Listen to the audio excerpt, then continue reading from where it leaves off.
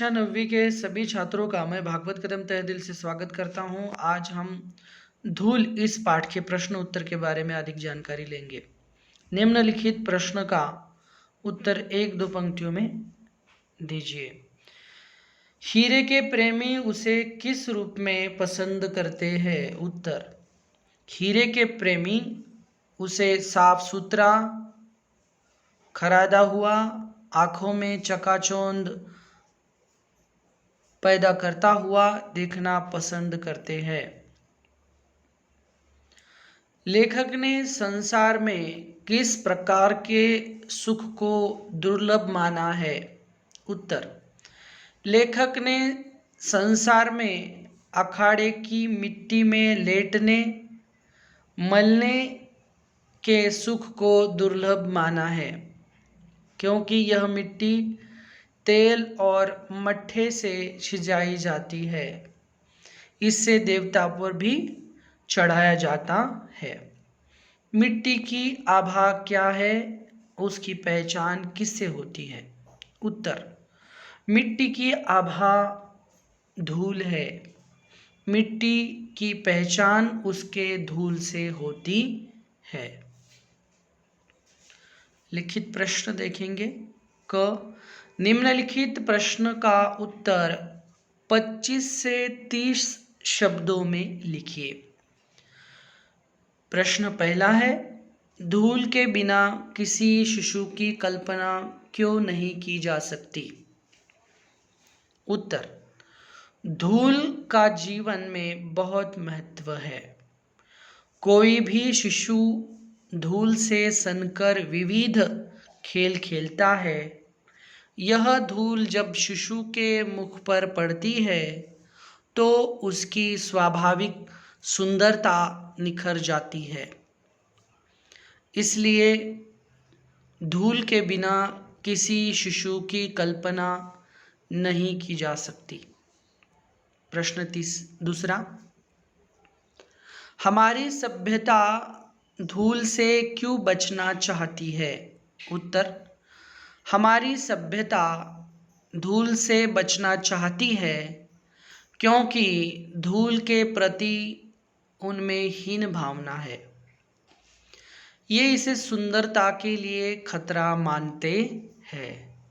इस धूल से बचने के लिए ऊंचे ऊंचे इमारतों रहते हैं ताकि वे धूल से बचे। यहाँ पर पूर्ण वाक्य ऐसा है, इस धूल से बचने के लिए ऊंचे ऊंचे इमारतों में रहते हैं ताकि ये धूल से बचे रहे। वे कृत्रिम चीज़ों को पसंद करते हैं, कल्पना में विचरते रहना चाहते हैं, वास्तविकता से दूर रहते हैं। वह हीरो का प्रेमी है, धूल भरे हीरो का नहीं। धूल की कीमत को वह नहीं पहचानते। तीसरा प्रश्न है, आखाड़े की मिट्टी की क्या विशेषता होती है? उत्तर, आखाड़े की मिट्टी साधारण मिट्टी से भिन्न है। इसे तेल और मट्ठे से सिंचाया जाता है। इसे देवता पर चढ़ाया जाता है। पहलवान को अखाड़े की मिट्टी ही विश्व विजयी बनाती है। प्रश्न चौथा, श्रद्धा भक्ति स्नेह की व्यंजना के लिए धूल सर्वोत्तम साधन किस प्रकार है? उत्तर है, श्रद्धा विश्वास का, भक्ति हृदय की भावनाओं का और स्नेह प्यार के बंधन का प्रतीक है। व्यक्ति धूल को माथे से लगाकर उसके प्रति अपनी भक्ति व्यक्त करते हैं। योद्धा धूल को आँखों से लगाकर उसके प्रति अपनी श्रद्धा जताते हैं। हमारा शरीर भी मिट्टी से बना है। इस प्रकार धूल अपने देश के प्रति श्रद्धा, भक्ति, स्नेह की व्यंजना के लिए धूल सर्वोत्तम साधन है। प्रश्न 5वां, इस पाठ में लेखक ने नगरीय सभ्यता पर क्या व्यंग्य किया है? उत्तर, नगरीय सभ्यता में सहजता के स्थान पर कृत्रिमता पर जोर रहता है। वे धूल से बचना चाहते हैं, उससे दूर रहना चाहते हैं। उन्हें कांच के हीरे अच्छे लगते हैं। वे वास्तविकता से दूर रहकर बनावटी जीवन जीते हैं। इस तरह लेखक ने धूल पाठ में नगरीय सभ्यता पर व्यंग्य किया है। ख, निम्नलिखित प्रश्न का उत्तर 50 से 60 शब्दों में लिखिए। प्रश्न पहला, लेखक बालकृष्ण के मुंह पर छाई गोधूलि को श्रेष्ठ क्यों मानता है? उत्तर, लेखक बालकृष्ण के मुंह पर छाई गोधूलि को श्रेष्ठ इसलिए मानता है क्योंकि वह उसकी सहज पार्थिवता को निखार देती है। बनावटी प्रसाधन भी वह सुंदरता नहीं दे पाते। धूल से उनकी शारीरिक कांति जगमगा उठती है। प्रश्न दूसरा, लेखक ने धूल और मिट्टी में क्या अंतर बताया है? उत्तर, धूल और मिट्टी में उतना ही अंतर है जितना शब्द और रस में है, देह और प्राण में, चांद और चांदनी में है। दोनों एक दूसरे के पूरक है। मिट्टी रूप है तो धूल प्राण है। मिट्टी की आभा धूल है तो मिट्टी की पहचान भी धूल है। प्रश्न तीसरा, ग्रामीण परिवेश में प्रकृति धूल के कौन कौन से सुंदर चित्र प्रस्तुत करती है? उत्तर, ग्रामीण परिवेश में प्रकृति धूल के अनेक सुंदर चित्र प्रस्तुत करती है। शिशु के मुख पर धूल फूल की पंखुड़ियों के समान सुंदर लगती है, उसकी सुंदरता को निखारती है। सायंकाल गोधूलि के उड़ने की सुंदरता का चित्र ग्रामीण परिवेश में प्रस्तुत करती है, जो कि शहरों के हिस्से नहीं पड़ती। हीरा वही घन चोट न टूटे का संदर्भ पाठ के आधार पर स्पष्ट कीजिए। उत्तर, हीरा वही घन चोट न टूटे का अर्थ है असली हीरा वही है जो हथौड़े की चोट से भी न टूटे और अटूट होने का प्रमाण दे।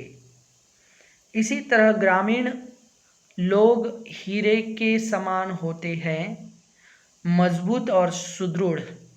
वे कठिनाइयों से नहीं घबराते।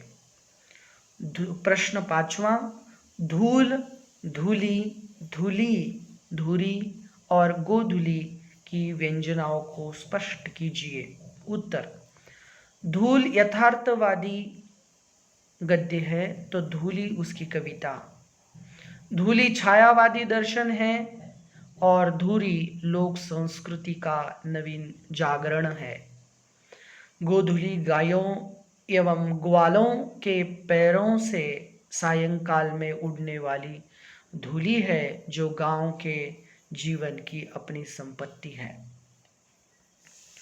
प्रश्न 6, धूल पाठ का मूल भाव स्पष्ट कीजिए। उत्तर, लेखक ने धूल का महत्व स्पष्ट किया है कि धूल से ही हमारा शरीर बना है, परंतु आज का नगरीय जीवन इससे दूर रहना चाहता है, जबकि ग्रामीण सभ्यता का वास्तविक सौंदर्य धूल ही है। प्रश्न 7वां, कविता को विडंबना मानते हुए लेखक ने क्या कहा है? उत्तर, लेखक से पुस्तक विक्रेता के निमंत्रण पर पत्र में गोधूली बेला में आने का आग्रह किया गया तो उसने इसे कविता की विडंबना माना, क्योंकि कवियों ने गोधूली की महिमा बताई है, परंतु यह गोधूली गायों ग्वालों के पैरों से उड़ती ग्राम की धूली थी। शहरी लोग इसकी सुंदरता और महत्ता को कहाँ समझ पाते हैं। इसका अनुभव तो गांव में रहकर ही किया जा सकता है। यहाँ तक कि कविता के पास भी इसके महत्व के बयान की क्षमता नहीं होती। निम्नलिखित आशय स्पष्ट कीजिए। प्रश्न पहला, फूल के ऊपर जो रेणु उसका श्रृंगार बनाती है, वही धूल शिशु के मुंह पर उसकी सहज पार्थिवता को निखार देती है। उत्तर, प्रस्तुत पंक्तियां हमारे पाठ्यपुस्तक स्पर्श से ली गई है, जिसके लेखक रामविलास शर्मा जी हैं। इस कथन का आशय है, यानी कि अर्थ है कि जिस तरह फूल के ऊपर धूल आ जाने से वह उसकी साजो सज्जा को बढ़ाती है, उसी प्रकार शिशु के मुख पर धूल उसकी सुंदरता को और भी निखार देती है। प्रश्न दूसरा, धन्य धन्य वे नर है, मैले जो करत गात कनिया लगाए धुरी ऐसे लरिकान की। लेखक इन पंक्तियों द्वारा क्या कहना चाहता है? उत्तर, यहाँ लेखक बता रहे हैं कि यह नर धन्यवाद के पात्र है जो धूरी भरे शिशुओं को गोद में उठाकर गले से लगा लेते हैं। बच्चों के साथ उनका शरीर भी धूल से सन जाता है। लेखक को मैले शब्द से हीनता का बोध होता है, क्योंकि वह धूल को मैल नहीं मानते। ऐसे लरिकान में भेद बुद्धि नजर आती है। प्रश्न तीसरा, मिट्टी और धूल में अंतर है, लेकिन उतना ही जितना शब्द और रस में, देह और प्राण में, चांद और चांदनी में। उत्तर, लेखक मिट्टी और धूल में अंतर की व्याख्या करते हुए कहते हैं कि दोनों एक दूसरे से जुड़े हैं। एक के बिना दूसरे की कल्पना नहीं की जा सकती। जैसे चांद के बिना चांदनी नहीं होती, देह के बिना प्राण नहीं होते, यदि शब्द न हो तो लेख या कविता में रस कहाँ से आएगा। उसी तरह मिट्टी के रंग रूप की पहचान धूल से ही होती है।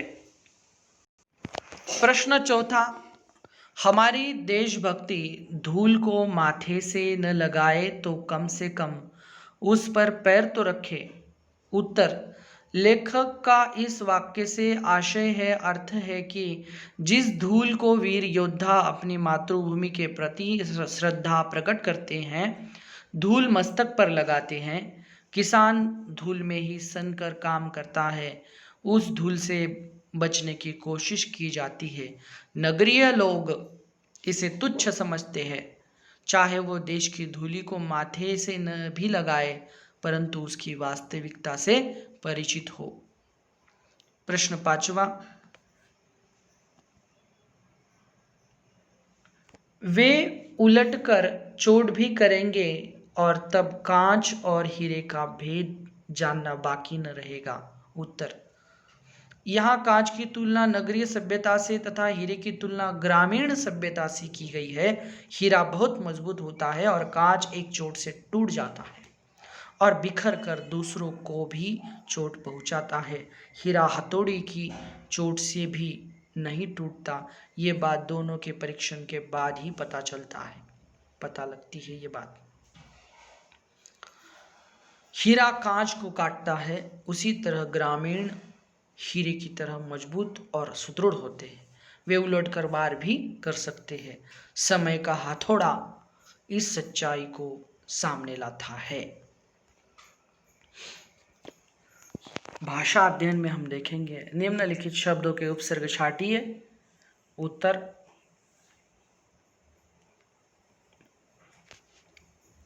संसर्ग, उपमान, संस्कृति, दुर्लभ, निर्द्वंद्व, प्रवास, दुर्भाग्य, अभिजात, संचालन।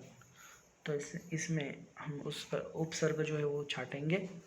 उदाहरण विज्ञापित, यहाँ पर वी उपसर्ग है, ज्ञापित मूल शब्द है।